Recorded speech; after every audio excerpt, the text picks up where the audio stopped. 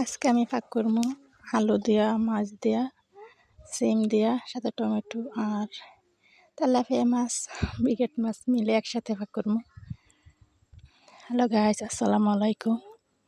কেমন আছেন আপনারা? আশা করি ভালো আছেন। আপনাকে তো আমরা বলেছি আলহামদুলিল্লাহ। তারপরে যে কষাইতেছি সিম আর আলু, তারপরে লাস্টের দিকে টমেটোটা কষান কিছু গনাইলে তারপরে দিই। আর অনেকক্ষণ লাগে তো কষাই নিছি, হালকা একটু জল দেওয়া, টমেটো দিয়ে দিছি সাথে। আলুটা সিদ্ধ হয়ে যায় তাড়াতাড়ি, সিমটা টিয়াতে ভালো লাগছে অনেক তরকারিটা খাইতে। বাস ভিডিওটা কিন্তু আজকের না, আরও 4-5 দিন আগের ভিডিও। তো আজকে আমি এডিটিং করে তো ভাবলাম সেটা দিয়ে দিই। আর আজকে বেশি কিছু ফাঁক করি নাই, তরকারি ফাঁক আসছিল এই কারণে আজকে ফাঁক করি নাই। তো আগের ভিডিওটা দিয়ে দিতেছি, কেমনও কিছু নেবেন না।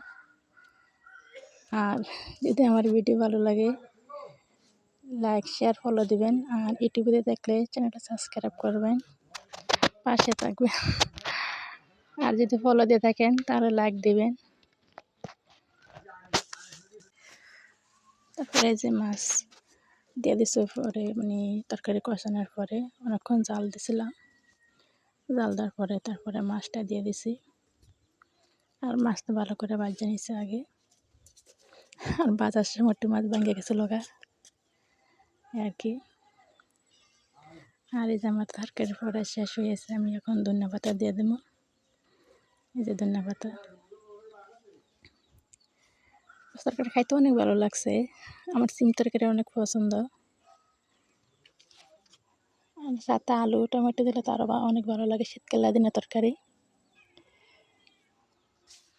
আর আপনারা সবাই ভালো থাকবেন, আল্লাহ হাফেজ।